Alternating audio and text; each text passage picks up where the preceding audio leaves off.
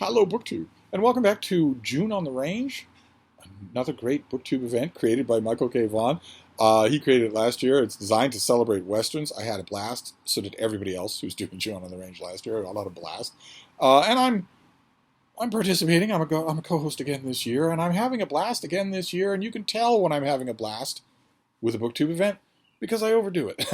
Because I start to make 10 times as much content about that event as all my other co-hosts, or perhaps all my other co-hosts combined. And I don't know. I don't know if that'll stay true. I feel like I want to get the most out of June on the Range. And for me, that means a book every night. That means adding one of these cheap old paperback westerns at 130 pages to my night's reading. And then talking to you about it at enormous length the next day. I'm doing the same thing with Book Trek, another BookTube event, only that's going on all summer. Book Trek will mean 100 books that I will do this with, whereas June on the Range is only 1 month. Then we move on to BookTube at War. Are you ready to take up arms in July? But that's what I'm doing for now. Anyway, I haven't heard any squeaks of complaint from anywhere about how often I'm overdoing it. If you're interested, you'll watch. If you're not, you won't. Right? That's BookTube. That's what we're all doing here. I am not courting views. I'm just talking to friends. And I want to report on what I read last night. Now, I'm taking a random approach to westerns. Much less I am to Star Trek for Book Trek. I'm taking a random approach to them, not following any pattern. There is a technical yardstick that you can use for June on the Range to read one Zane Grey and one Louis L'Amour. I will certainly do that before the month is out. But I'm sure that Michael K. Vaughan would agree that if you just read a Western and enjoy it, or even don't enjoy it, but it makes you think, then you're fine for June on the Range. And the only conflict in my mind is when to switch over to ebooks. All year long, I've been buying cheap paperback westerns in anticipation of June on the Range 2023. But I also have a ton of westerns as ebooks, and they are more natural. I mean, when I retire to the little book room, I am mostly loading the iPad. I am mostly not bringing a pile of books with me, print and paper books. Maybe there's a new release that I don't have as an ebook, but e-reading is so much better. It's so superior in every way that I really like to do that. So there's an extra temptation for me to just switch to electronic westerns. But I didn't for last night because one of the things, when you do this, when you read something every day like this, it develops patterns of its own. And one of the patterns, one of the little callbacks that I had this time around is that I read a novel by Steve Frazee called Pistol Man that was competently done, but kind of dumb. It wasn't anything I will ever reread. I wasn't anything like that. I had a fond association with the author because he wrote a Disney children's hardcover about Zorro. He also wrote a few about Tarzan. But he wrote one about Zorro that I have fond memories of. Didn't find much of that energy in Pistol Man. Maybe an indication that this author is more comfortable writing for young people than for adults. It could be. But I wanted to give him another try. And I had another Steve Frazee novel, and it was one of these cheap paperbacks. This is from 1955. This is Many Rivers to Cross. A little piece of advice to you if you are out in the wilderness. If you dress like that, you're going to be eaten alive by mosquitoes. Little thing that hikers and campers don't like to remember. They don't like to admit it. It almost never shows up in their memoirs. They'll talk about mountain lions or grizzly bears or wild moose or whatnot, but they won't talk about the fact that you are being consumed all the time, all day long, all night long, all the time by mosquitoes. It's in mosquito season, it's a plague. So that's our young character, Bushrod Gentry. And I appreciate the aesthetics of the cover as much as the next person, but you'd be bundled up. You wouldn't be dressing like that. Maybe he's in extremis. There's one scene in this book, fairly late in the book, that may coincide with this cover illustration. It's a good cover illustration. I can't imagine what attracted me to it. It must be the greenery. But this is a story. This book is the story of young Bushrod Gentry. And the book was written in 1955. Steve Frazee tells us that it takes place in the sort of the Kentucky frontier of 1890. 1890 is 10 years before the 20th century. I did not get that impression from this book at all. This book reads like it was set in 1790, or maybe even 1690. It read very much like one of Fenimore Cooper's Leatherstocking Tales, and Fenimore Cooper's Leatherstocking Tales are invoked several times in this book. I don't know about that date. That was kind of weird. It's the first time I've encountered something like that in June on the Range, either last year or this year, where the whole thing struck me as somehow fundamentally wrong. I don't know anything about Steve Frazee. I'm assuming that's not his name. I'm assuming that he wrote under 5 pseudonyms and that he wrote 1,000 books. But is it possible that he wrote this book as a colonial era, or even as a colonial era adventure, and then repurposed it as a Western when Westerns became so popular? Early 50s to the late 1960s, you could not fail to sell a manuscript of a Western. Is that possible? I don't know. I mean, the characters have flintlock muskets. There are First Nation people everywhere. And again, I want to clarify, I have not gone woke. I have not, whatever that means. I have no idea what that means. I know that the term First Nation is used by woke scolds on Twitter, and I ordinarily object to them imposing their own made-up jargon and insisting that we use it, or they'll pauperize us, firebomb our houses, that sort of. It's just fascism. It's just censorship. But First Nations is a hell of a term. that is just about the coolest thing you could call somebody. I wish I were First Nations. As I joked earlier, a couple of you emailed and really felt the truth of it. What I wouldn't give if we called Irish people Emerald Scions. That would be so awesome. That we don't, do we? No, we're gutter trash. We always have been, and we always will be. But First Nation, I will take. I will happily use that. And in this book, in addition to the flintlock muskets and the wild frontier, where at 1890 there would have been roads, the beginning of trains, there's no hint of that in this. Not that I caught. And also First Nations people, the Shawnee, the Delaware, especially the vicious Mingo, the savage Mingo people, are everywhere. When in 1890 they wouldn't be. I don't, that sort of confused me, but that it becomes important because this book really boils down to Bush, our main character, just fighting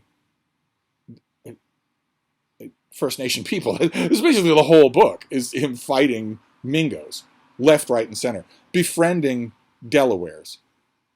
Occasionally, there's a character named Okiyawa, something like that. I don't know how you'd pronounce it. He's a pretty good character. And there's also a lady love in here. Her name is Stewie. not the Stewie that you're thinking of, but Stewie, Stuee, Stewie Chernus, who's the daughter of a frontier family, stubborn as all get out. So stubborn that when young Bush seems smitten with her, and she seems to return the favor, her returning the favor scares him off. Because there's a very adolescent boy incel air to so many of these Westerns that I'm reading when they come to the subject of women.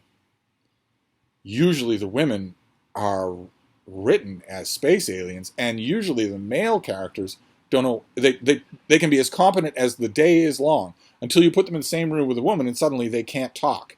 Suddenly they're incredibly embarrassed. Suddenly they want to run away, physically run out into the fields or back to the playground. Very much the sentiment of a 10-year-old boy when faced with even the prospect of icky romance. It's all over these books. I admit it's more prevalent before the sexual revolution. It's more prevalent in the 50s, where an author will write a book just like this, where Bushrod, he runs into the wilderness, which is infested with Mingos, mainly to get away from Stewie. And in the book's only charming aspect, this was just as plotting as Pistol Man. It had just as many defects as Pistol Man. I kept reading. It's competently done. But the only interesting twist in here is that Stewie goes after him. Stewie chases after Bushrod alone, on foot, into the wilderness. At probably 6 or 7 points in this book, different characters just stop the conversation to say, "What? you're just tramping out into the wilderness, unarmed, alone, a woman?" And she just says, "Yeah, I am. I've got a problem with that, which is really neat. It's another example for June on the Range where I kind of wish it were her book. You couldn't have done that in 1955. Absolutely not. Laughing Boy notwithstanding, you couldn't have shifted the narrative focus away from what so many of your readers were expecting. And that's a shame. But she's in the book enough. I mean, once she's introduced, she's all over the book, all the way to the end, all the way to the last page. Not that I mean to spoil anything. Not that you're ever going to find a copy of this book. But I want to give you an example of what I'm talking about for the prose, because you're going to see immediately what I mean. That it's competently done, but it wears its defects on its sleeve. Let me give you a bit of a bush out in the wilderness facing the deadly Mingos. The darkness of forest life was upon the two of them.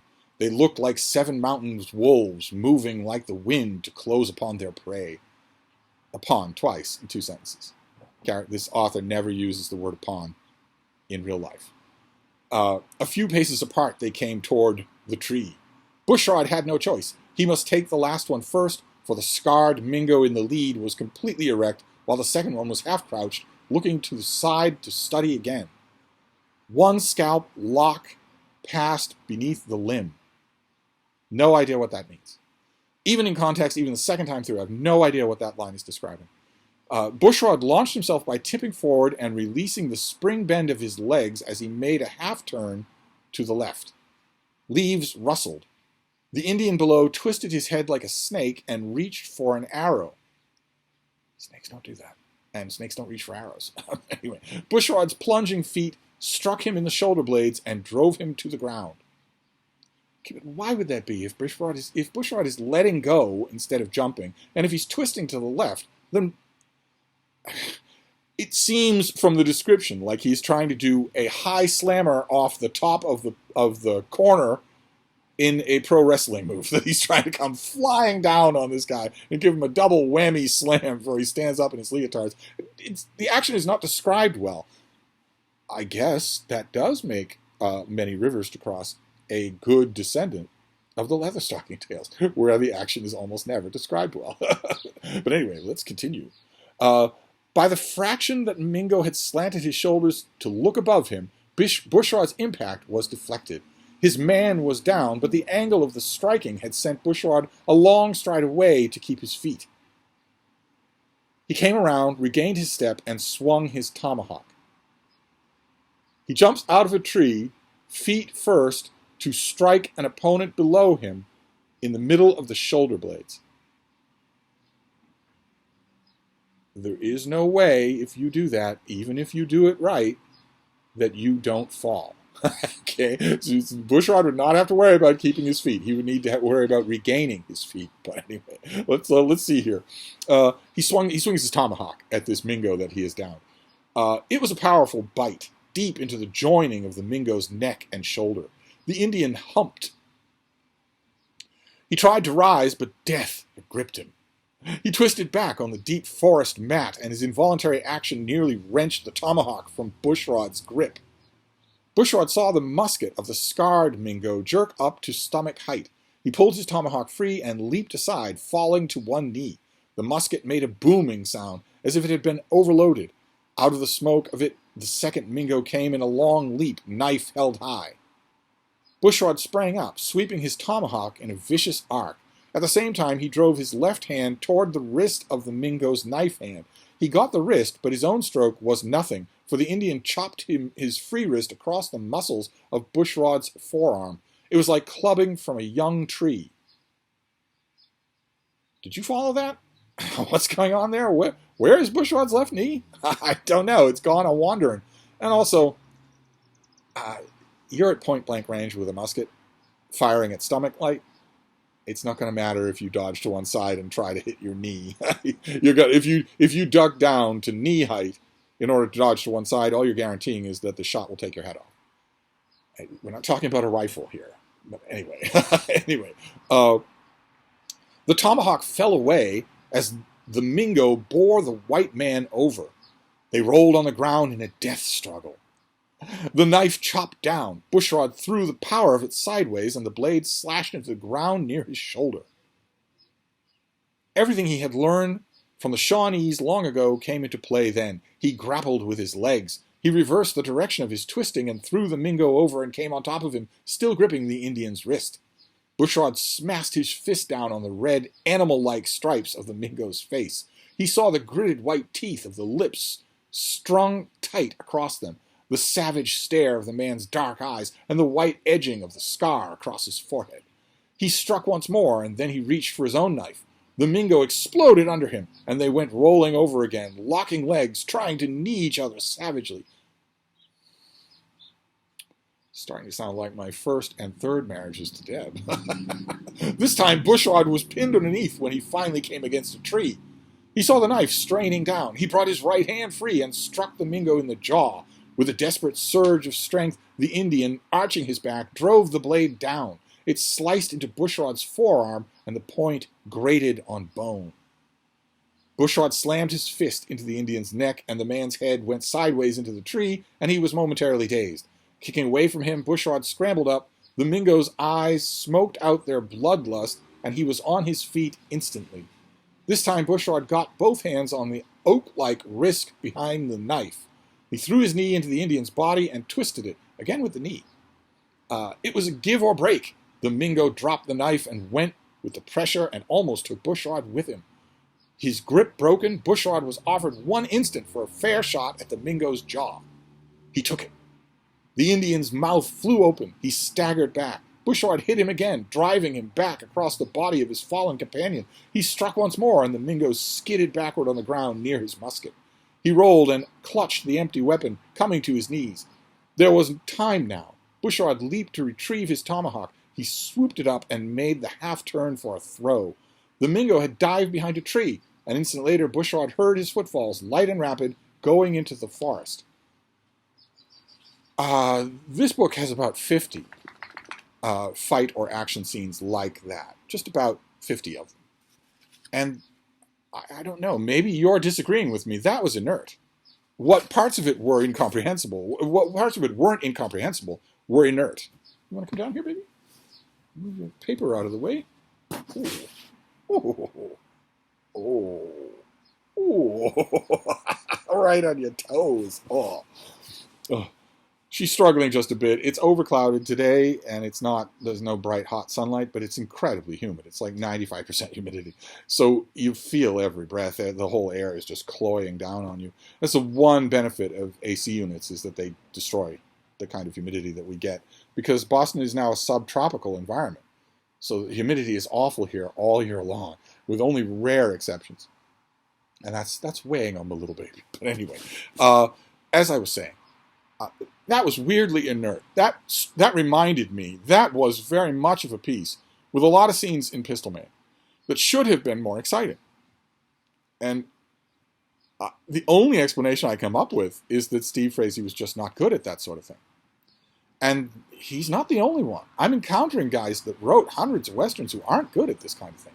They aren't good at some of the staples of the genre they themselves are writing, which is a little bit weird, because like a lot of people, I was first acclimatized to this genre by people like Louis L'Amour or Zane Grey, who very much are experts at all the staples of this genre. Try reading an action sequence from Louis L'Amour that reads like that. You won't find one anywhere in his books. So it was, Stewie was one thing. Stewie I was able to appreciate and to like. I guess maybe there were parts to Bushrod, but no, not really. Bush was, in this book, he's largely a stand-in for the reader, for that bored suburban salary man that I talked about in an earlier video. If you give him too many distinct personality traits of his own, he won't work as a stand-in character, and that's what he's there for. That's what's selling the book. So you can't give him, you can't make him Augustus McCrae. You can't give him a real personality. Stewie has one. And so does that Kiwa, the Shawnee that Bushrod befriends. They have characters. And that sort of kept me going throughout this book, but I don't know. I don't think Steve Frazee and I are going to get along as Western authors. I really don't. And of course, the other aspect of this book that I was thinking of, Bushrod knows perfectly well that he could settle down, make a ranch or a farmstead or something like that in settled territory. He doesn't want to do that. wants to take his gun and his tomahawk and venture out to settle territory that belongs to someone else. And I know in 1955 you absolutely weren't supposed to think that way, but all I could think in this book was, if I were a First Nation person in this book, especially the Mingos who are being displaced during the action of this book, I would kill Bushrod if he showed up in my territory, especially if I knew that he wasn't just passing through. He makes it clear he's not just passing through. He makes it clear that he thinks his skin tone gives him the deed and right of property. I like this valley. What's that you say? You've been living here for 4,000 years? Well, I like it anyway. And, I mean, look. I'd shoot him several times if I were in their position. Of course, this book is never in their position. You saw from just that description, they are always the savage. They're always these savage, horrible animals. We're never told that Bushrod, we're never told that he growls with his teeth or that he has cunning animal-like eyes. I'm sure that he does. Now, the MacGuffin here, the thing that's supposed to make you sort of faintly smile while you're reading this thing on your commuter train, or at night after your, a gin and tonic when you're in your armchair. The thing that's supposed to be making you smile is how boys-only He-Man's Women Hater Club fearful Bushrod is of marriage. That he's willing to strike out into the territories and risk life and limb, and that his stubborn young Missy has to go and find him and basically make him marry her. That's the thing you're supposed to be smiling about here, and maybe it worked. I mean, wasn't this movie adapted to the screen? Of this book? Wasn't this made into a movie? That would certainly be an indication that it worked somehow. I don't know, maybe I'm thinking of something else. It's certainly that kind of a plot thread blurs together with so many Westerns. But I have to tell you, Many Rivers to Cross, this was such a predictable, it's competently done, but it's a predictable, lackluster book, that it might serve as my provocation to shift to ebooks. What's the matter, baby? What happened? Come here. Come on. Come on, you can do it. There you go. This might prompt me to shift to ebooks. If I'm going to have... You want to go up there? No, sit right here. She's really fussy today. Must be the humidity. Or the tick. We pulled a tick off her ear, and she didn't like that at all. Maybe this is my provocation to shift over to ebooks for the rest of June on the Range. Not that the ebook makes a book better, but at least I'm not dealing with, the smelly paper and the, where was I, and snap, it's closed, I've lost my place, and am I going to break the spine or anything like that. At least I'm not worrying about any of that if I'm dealing with an ebook, right? So I'm going to be in a better position to read garbage anyway. So, but maybe it won't be garbage. I have my eyes on a couple of authors that I've heard from a lot of you who are big Western fans that I should really pay close attention to. So maybe I'll do that. Maybe that'll be the next book. I'm going to pick at random, but I don't know. Many Rivers to Cross might be my farewell to these old pulp paperbacks. Maybe time to read a few ebooks. I can come back to these by the end of the month. Got many more June on the Range videos to make. Many more. So I will wrap this one up for now, but I'll be back tomorrow. Thank you, BookTube.